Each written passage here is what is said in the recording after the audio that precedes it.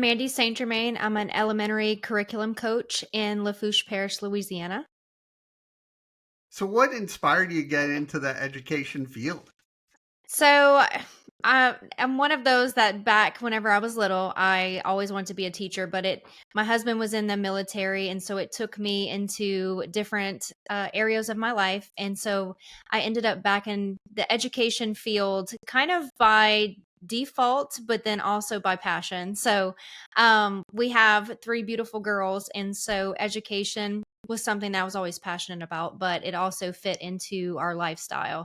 And so it's really grown over the last 20 years that just trying to, move from state to state and see how the education system is so different in every part of the country and using different pieces that I've learned along the way to apply to what I'm doing now.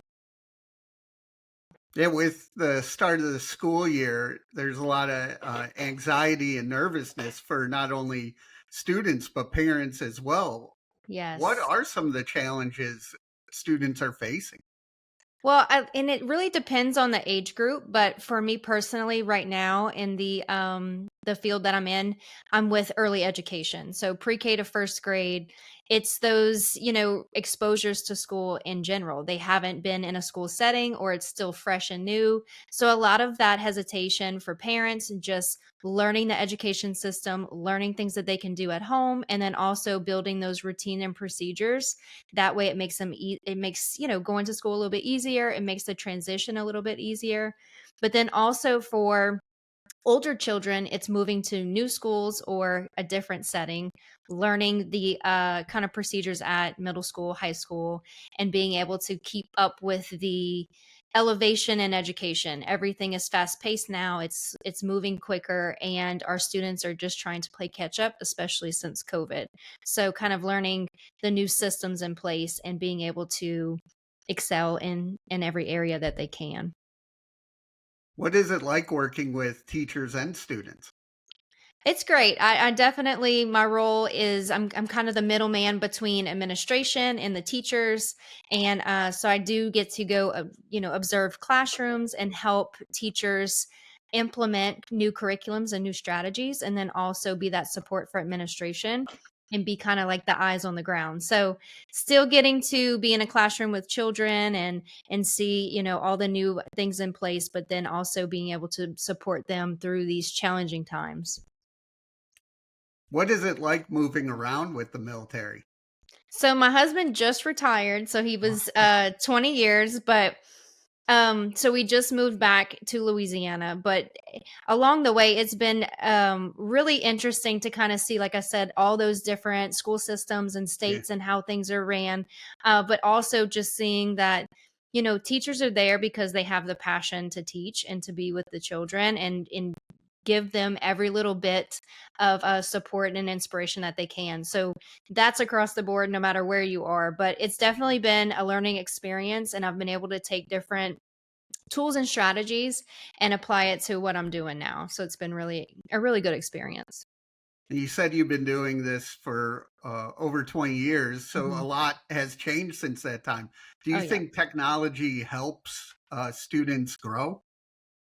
It helps, and then it also kind of enables us a little bit. So education now, especially with AI in the classrooms and things like that, technology, computers, it's been a great tool for students to take, to utilize different resources, for teachers to take different strategies that we would be teaching just whole group, and then create different opportunities for students to grow at their own level. So using computer systems that help advance them along, and then especially in middle school and high school, and using those AI tools in order to enhance their learning a little bit. As with that also comes challenges. Teachers are having to find new ways to kind of, grab students' attention, or also kind of limit some of those tools that might be utilized in the wrong way. And not only you help teachers, students, administration, everything, you also have a apparel brand. Can you tell me about that? I do. So, my business partner and I, Pam Revet, we have a women's athleisure brand. So we like to inspire women through not just what they're wearing, but also through our brand. We're a faith-based brand, so we're very open on, starting our day, finding our best self. So MBS, My Best Self, and being able to just empower women with all the different roles that we play, whether we're mom, sister, teacher, wife, and really starting our day knowing that we are being our best self for everyone else that we serve also, and then who we're being called to be. So we love to empower women through our athleisure. All of our pieces are named after I am affirmations, and they're sewn into each piece so that they could put that on, feel empowered, and go about their day. What is it like creating a brand that has a good cause? It's been life-changing. It has been something that it's not just about the clothing, it's about the passion and being able to inspire other women to know. I mean, myself included, I'm a full-time educator. I'm a mom and stepmom to 4 girls. My husband was in the military, and we're also doing this brand just to show that you're not alone, that you can do the things that you're called to do, and that anything's possible. So it's been really, really life-changing. And then I want to go back to the start of the school year that, like you said, when you're younger, it's tough and challenging. But as parents, it's tough because you can't control any situation. What is Right. it like for the parents and the new school year? So I think the many challenges that parents face are kind of whenever it comes to learning different expectations, I guess. So as a parent myself, my girls are in different schools, and so learning the structures of that school, but then also being able to support them at home. So that parent school communication is really important, and that's something that we definitely drive here in Lafourche Parish, is having those connections between home and family, giving the resources we need so that there's not that miscommunication, or parents know what they need to do at home in order to fill those gaps, because as educators we only have them for so long, so really the rest of the learning has to come from the home, and so having that parental support is super important. And then also just having that school family and having the parents involved in the day to day has definitely helped certain communities kind of come together and help the students be successful. Yeah, that's a good point where everyone comes together. So, how Mhm. can a school and community help people's mental health? So I think with that, it really is the different supports and resources. Using the community resources, having the school, you know, kind of bridge together with the community and offering, different classes or services through counseling centers, having different people come to the school to do many trainings or sessions. That way they're not having to go out and find resources, that we can provide them through the school system. And then also, you know partnering with the community and having those things readily accessible to family and students. What are some of the tips for students and parents going into the new school year? To have grace, give yourself some grace, definitely take it day by day. We just had a conversation today at school. The first couple of weeks of school are rough on everyone. We're all getting Yeah. adjusted. You're getting back into that routine. You're making sure that you have, that those expectations set. And especially for teachers, it's those routines and procedures that you're teaching your students how to, go through the day with you, but then also kind of get back into the routine after the summer months, to be able to just take a deep breath, take it day by day, and know that it does get easier. It's just going to take that repetition to get through it. Yeah, this week, my wife's a teacher, and my two girls are 10 and 7. So everyone's back. So it's a change of routine for me. I'm back just with my dog again. Exactly, exactly. It's definitely, planning out family dinners throughout the week to where you still have that consistency. For us, it's creating a homework schedule, a test schedule, so that we can stay on top of everything, because it is a lot. It's a lot on the home, family, and the education system, just to kind of all be on the same page and get through each week. What are some of the things you've learned from your family? We've definitely had to find our groove. My husband works full time also, and especially with us, being back in the civilian world, it's definitely been different for us to have our different roles. Morning drop off, pickup, homework time, and we also do after school activities. So scheduling is a big, just everyone communicating and knowing what's going on when and where. So just having those small adjustments has been super helpful. So we have a family calendar where we kind of keep track of everything, so we're all on the same page and kind of play off of each other when we can. So where do you want to see your education mission and your apparel brand in the next 3 to 5 years?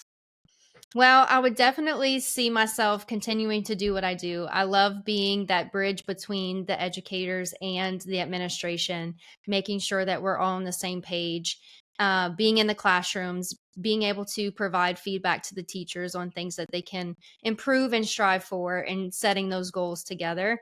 And then as far as our MBS journey, our goal is to not only just have athleisure, but tap into all parts of mind, body, and spirit. So having women's conferences, retreats, uh, affirmation journals, just kind of tie in all of the aspects of us as women and what can help us to focus on our mental health, focus on our self-care, and to be our best self. How important is it to focus on mind, body, and spirit at the same time? It's tough. It's a tough balance, but it's definitely something that I feel like we have to set as our non-negotiable and our priority.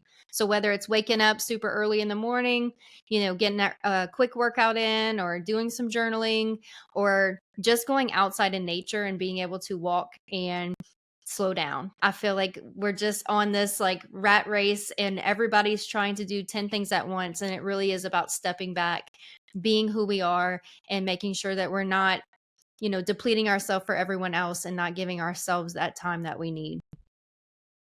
How can people reach out and learn more? So we have our website. It's www.mbsfit.co. And then we're also on Instagram and Facebook with MBS My Best Self. And we always are trying to empower and inspire. So we have more information on our website. And we also have a podcast. It's Finding My Best Self, where we have different inspiring episodes that we do, and we interview other women that are going through similar struggles. Yeah, can you tell me a little bit about the podcast? We can. So we try and have it around different topics that we're just hearing, whether it's our community on Instagram or just women in our community that are struggling with different things. We talk about mental health, we talk about wellness, health, family. We just try and find different topics that not a lot of people talk about, that we need to start talking about, and being more open about the struggles that a lot of us have, but not a lot of people are talking. So we definitely want people to know that they're not alone, and that these are real topics that need to be discussed. What is it like creating a support system for women?